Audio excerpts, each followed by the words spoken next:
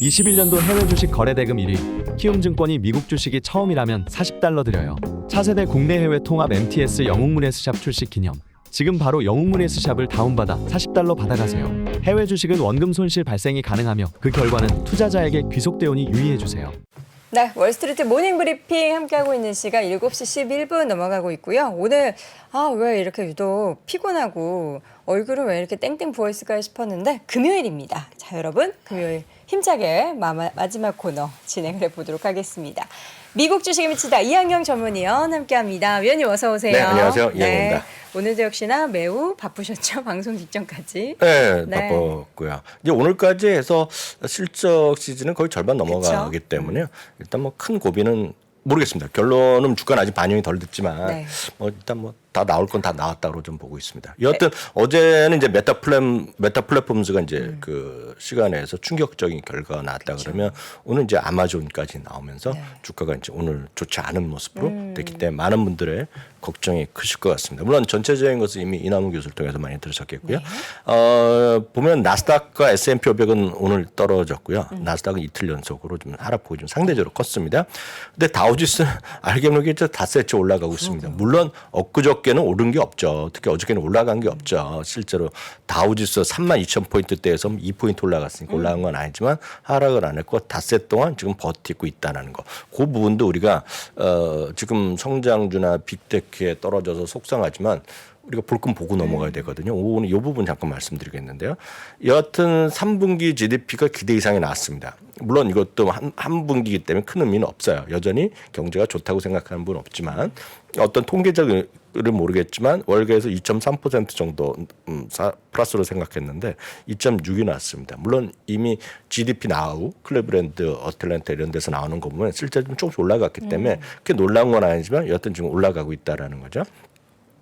근데 이 부분은 우리가 좀 주목해야 될 것 같습니다. 이 부분 잠깐 말씀드리고 뭐 성장주 조금 실적 말씀드리겠는데요. 10년물 금리가요. 지금 한 달여 만에 지금 처음으로 4% 이내로 좀 내려갔습니다. 지금요. 앞자리가 3으로 바뀌었어요. 네, 그거는 우리가 정확한 걸 알 수는 없고 이게 다시 올라갈지 안 올라갈지 모르죠. 다만 추세적으로 보면 계속 위로 열려 있을 겁니다. 상방이 열려 있겠으나 많은 사람들이 생각하는 것은 이번에 75bp 그리고 12월에 75bp 가능성이 여전히 있지만 그래도 50bp 가지 않을까. 어저께 제가 방송은 안 나가고 어저께 캔킴님의 특별 방송을 보셨겠지만 제가 어저께만에 나왔다 그러면 딱 볼만한 게 메타 플랫폼 제약은 하나밖에 없었어요. 뭐냐면 캐나다 중앙은행이요. 캐나다 은행에서 지금 75bp의 금리 인상이 예상됐는데 50bp만 올렸거든요. 그거가 상당히 저는 의미 있다고 보고 있는데요. 물론 이번에 다음 주잖아요. 다음 주 FOMC에서 어떤 멘트가 나올지 모르죠. 여전히 또 아주 강경 발언을 쏟아내면 그 12월에도 또 75bp 올리지 않을까라는 시각이 많을 것이고 시장에 또 한번 충격을 주겠으나 조금이라도 약간 우리가 해석할 수 있는 여지만 남겨놓으면 금리가 이렇게 급하게 올라가 그럴 것은 아닐 거라고 보고 있습니다. 여튼 첫 번째가 여러분 주목해야 될 것이 10년물 금리를 좀 조금 보셔야 될 것 같습니다. 지금 이런 것들은 보셔야 될 것 같고요. 두 번째는 달러인데요. 달러가 지금 물론 의미가 없습니다. 아직은 의미 없는 거 저도 알고 여러분들 알고 달러는 저는 이게 110포인트 때는 이건 말도 안 된다는 보고 있고 많이 내려와야지 정상적입니다. 이 상태가 유지되는 상황에서 주식시장이 된다고 생각하는 것 자체가 제 생각에는 오만한 생각입니다. 잘 안 돼요. 그래서 앞서 이남훈 교수도 메타 플랫폼즈가 실제 매출은 2% 늘어났지만 달러 때문에 4% 마이너스 났다. 이 부분은 일관된 주장입니다. 비자도 마찬가지, 마스터카드도 오늘 마찬가지고요. 특히 마이크로소프트가 16%의 워낙은 이 매출이 늘어났는데 실제로 달러로 환산하다 보니까 11%에서 5%포인트가 마이너스 났고 내년에도 5%포인트의 악화 요인이 있다고 얘기했거든요. 그러면서 이제 가이던스를 낮춘 거가 되겠는데요. 여하튼 달러 인덱스는 지금 9월 말 대비요 3%가 내려왔습니다. 3%가 내려왔고 극히 소수지만 달러가 이게 지금 거의 안정됐을 거다. 요 가격대에서. 예, 일부는 분명히 얘기를 하고 있습니다. 그 얘기를 잠깐 요걸 보여드리겠는데 자세한 얘기는 오늘 시간이 안 되기 때문에 제가 내일 주말 라이브 시간에 아니면 뭐 월요일이라도 말씀드릴 텐데 이거 보시면요. 달러가 있죠. 달러가 뭔가 좀 교차로를 지나가고 있다는 느낌이 있다는 겁니다. 이건 베런즈에서나 월스트리트저널에서 오늘 기사인데요. 그러면 이게 주시장에서 상당히 좋을 수 있다는 얘기하면서 제가 말씀드렸던 3% 이런 얘기를 하는 겁니다. 다만 여기 보면 영어로 could라고 써 있지 않습니까? could. 예, 이거는 실제로 가능성이 아주 많은 건 아닙니다. 조심스럽게 이럴 수도 있다. 이럴 수도 있다라는 의미인데요. 이것이 시장에 뭔가 좀 변화의 모멘텀이 있을 수 있다는 겁니다. 당장은 절대 안 바뀌겠죠. 왜냐하면 아마 여돈 앵커께서는 못 들어보셨을 것 같은데 방송에 들어오신 지 한 10몇 년 되셨지만 사카키 바라라는 이분 혹시 들어본 적 있어요? 처음 뵙는 분입니다. 처음 뵙는 분이요. 이거가 좀 나이가 있으신 분, 나 그 리만 사태 전부터 좀 많이 나이가 있었던 분은 특히 1990년대 말 IMF 전후에 보면 미스터 옌이라는 사람이 있어요. 미스터 옌이 이제 재무관료 출신인데 이분의 한마디에 따라서 진짜 엔달러가 팍팍 움직였던 세계가 있습니다. 실제로 이름이 옌이에요? 아니죠. 사카키 바라죠. 그걸 이제 닉네임으로. 이거를 아신다면 연세가 50대 이상입니다. 그거 인증하는 거예요. 그래서 나 안다 하는 분은 본인의 나이를 인증하는 거라고. 여러분 아십니까? 사카키 바라는 분이 이분이 여전히 활동을 많이 하고 있고 멘트하고 뭐 그 저술 활동을 하고 있는 분인데요. 이분이 딱 5월 달에 있죠. 5월 달에 그 당시에 엔달러가 130엔. 저도 그래갖고 이거 말도 안 된다고 저도 얘기했을 때요. 이거 너무하다 얘기했을 때인데 그때 150 레벨 이분이 150엔 갈 수 있다고 얘기했습니다. 오. 이게 5월 달 얘기입니다. 5월 달. 네. 근데 어저께는 다시 한번 또 CNBC에 또 인터뷰에 나갔고 내년에 170엔은 갈 수 있다는 얘기합니다. 그러니까 이 왼쪽의 얘기랑 오른쪽에는 완전히 상반되기입니다. 물론 일본만 이렇게 골로 갈 수 있죠. 좀 표현은 그렇지만 일본이 170엔 가고 나머지는 안 가면 이게 떨어질 수 있겠으나 현실적으로 170엔이 많이 간다 그러면 달러가 더 올라갈 수밖에 없습니다. 어찌됐건 엔화가 주요한 통화이기 때문에 그래서 이렇게 완전히 상반되는 의견이 있으나 실제로 보면 지금의 무브먼트는 달러가 조금 움츠리고 있고 이거는 역시 다음 주에 FOMC에게 또 하나 얘기가 좀 될 것 같고요. 네. 특히 하여튼 FOMC 관련된 그런 이슈 이런 것들은 참 다음 주 월요일 날 또 새로운 인물이 또 저희 방송에 나오거든요. 아침에. 네. 그래서 그때 아마 그런 분들 저희 미주에 또 새로 합류한 분이 있는데 같이 한번 얘기 들어보시면 좋을 것 같고요. 하여튼 이게 상당히 시장의 움직임이 있을 수 있다. 그래서 이 부분을 너무 지금 주가가 떨어지는 것만 생각하지 마시고 갖고 계신 거 떨어지는 것만 보지 마시고 이런 걸 좀 한번 보시면 좋을 것 같고요. 메타 플랫폼도 잠깐 보겠습니다. 앞서 이남우 교수가 훨씬 더 자세히 말씀하셨지만 24.5%가 떨어졌고요. 더 아주 단적으로 보고 있습니다. 어찌됐건 어제도 말씀드렸다. 어저께는 제가 말씀 못 드렸고 봉상에 저희 단독 방송에서 말씀드렸다시피 매출이 마이너스 4%예요. 달러로 하고는 어찌됐건 마이너스 4%입니다. 비용은 있죠. 19%가 늘어났어요.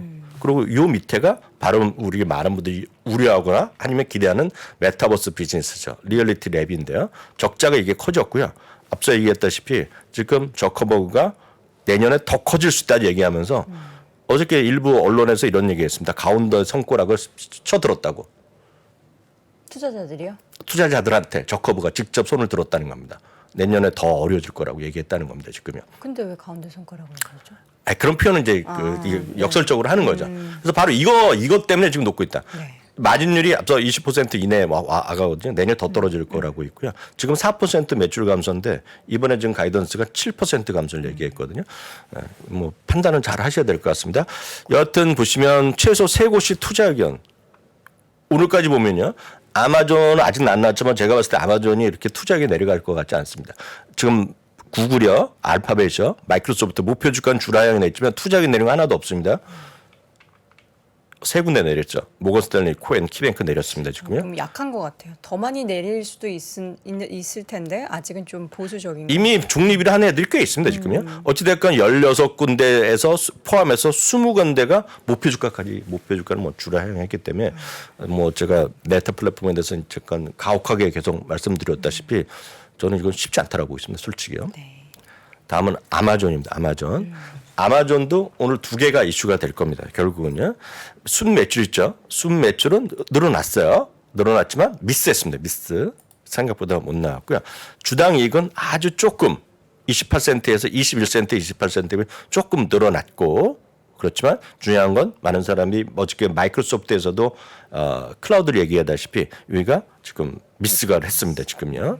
그래서 미스했던 데다가 실제로 보면 퍼센트를 보면 32% 그거 자체가 높은 건 아닌데요. 32% 정도 늘어날 거로 봤는데 이번에 발표한 거는 25, 26%밖에 안 됐거든요. 그게 내렸고요. 가장 큰 거는 오늘 이거죠. 주가가 뭐 그렇게 하더라도 뭐 10%, 5% 떨어지면 다행이죠. 근데 이게 20%까지 미스한 거는 가이던스 때문입니다. 가이던스. 가이던스가 90억 달러를 부족하게 얘기했거든요. 바로 이 부분이 시장에서 오늘 직격탄을 또 맞았고요. 이 부분은 그래서 주가가 좀 안 좋게 나올 수밖에 없죠. 특히 가이던스를 거의 마이크로소프트만큼 못 맞추게 해놨어요. 실제로 보면 퍼센트로 보면 마이크로소프트보다 가이던스의 하락률이 더 컸습니다. 지금 그래서 어찌 보면 가이던스의 충격이었다라고 보시면 될 것 같습니다. 우리가. 현재 아마존의 애프터마켓의 움직임은 12.87% 하락세 보이고 그래도 있습니다. 좀 회복했네요. 네. 네, 다음은 애플입니다. 애플이요. 애플은 다 좋게 나왔어요. 다 좋게 나왔는데 그 안에서 굳이 들어가 보면 애플의 매출이 생각보다 부족했죠. 아이폰. 아이폰이요. 아이폰의 매출이 부족했고 아이패드가 부족했고요. 그리고 서비스 매출이 부족했고요. 상대적으로 늘어나는 건 맥 시리즈가 많이 나왔고요. 그리고 기타 제품들. 기타 제품이라는 게 애플 워치나 아이팟인가? 그거 이어폰 시리즈가 되겠죠. 에어팟이 되겠죠. 네, 그러니까 그런 것들이 흐름이 되겠고요. 구체적으로 보면 주당이 매출 다 맞췄고요. 아이폰, 맥 서비스, 기타.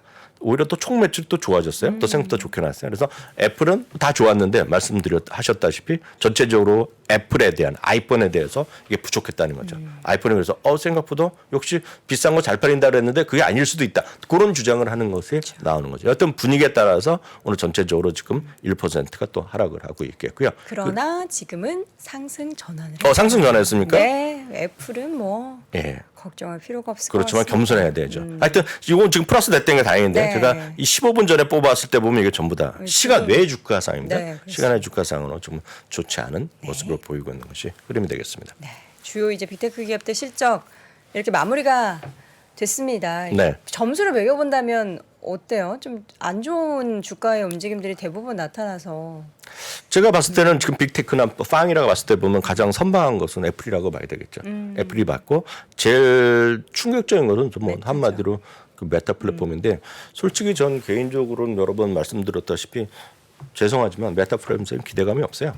그 말씀 계속 하셨잖아요. 예, 저는 뭐 지금도 똑같습니다. 메타 플랫폼은 어제도 저커버가 얘기했다시피 그 대중이나 최고 경영자 얘기를 반해서 하긴 쉽지 않거든요. 네. 전 기다리실 분은 진짜 오래 기다려야 될 것 같고요. 다만 뭐 주가는 많이 떨어졌기 때문에 자연스러운 반등도 하겠지만 이 빅테크 안에서 노신다 그러면 저는 뭐 지금이라도 마찬가지입니다. 전 지금이라도 저한테 굳이 물어본다 그러면 바꿔타죠. 전화하면 애플로 가는 게 맞다고 보고 있습니다. 지금이요. 빅테크 기업들의 실적 내용 봤고요. 또 다른 기업들 중에서는 맥도날드 잘 나왔어요. 오늘 보면 이렇게 지금 다우지수가 잘 나가고 있는 거는 이게 우리가 테크가 아닌 것들이 잘 나가고 있습니다. 오늘 보면 맥도날드가 주당 이익도 좋게 나오고요. 매출도 좋게 나왔는데 딱 이것만 이해하시면 될 것 같습니다. 동일 점포 매출이 있지 않습니까? 5.6%, 5.5%그 정도로 예상했었는데 9%가 넘게 나왔습니다. 동일 점포 매출이. 그러니까 이것이 사람들이 많이 마시고 먹고 있는 거죠. 지금 어찌됐건. 그러니까 그런 것들이 되겠고요. 캐터필러 같은 것도 깜짝 실적이 났습니다. 그래서 오늘 산업재가 다 좋게 나왔어요. 로키드 마틴 같은 건 다시 최고가에 근접하고 있거든요. 그러니까 그런 흐름에서 많은 분들이 지금 한쪽에만 쏠려 있는 분과 좀 지수나 이렇게 배치마크로 위주로 가신 분의 좀 차이라고 일단 좀 보시면 될 것 같습니다. 네. 그래서 그 하나만 말씀드리면 그 여러분들이 저도 별로 좋아하진 않지만 인정할 수밖에 없는 마이크 윌슨이 오늘 블룸버그 선정 최고의 베스트 스트레티지로 뽑혔습니다. 정말요? 네, 다만 이분이 왜 웃으세요? 그냥요. 뽑히면 축하할 일이죠. 축하드립니다. 어찌됐건 지금 이분이 어떤 그 200일선 근처까지 한번 갈 수 있다라는 얘기를 하고 있다는 것도 여러분 좀 참고해서 보시면 되겠고요.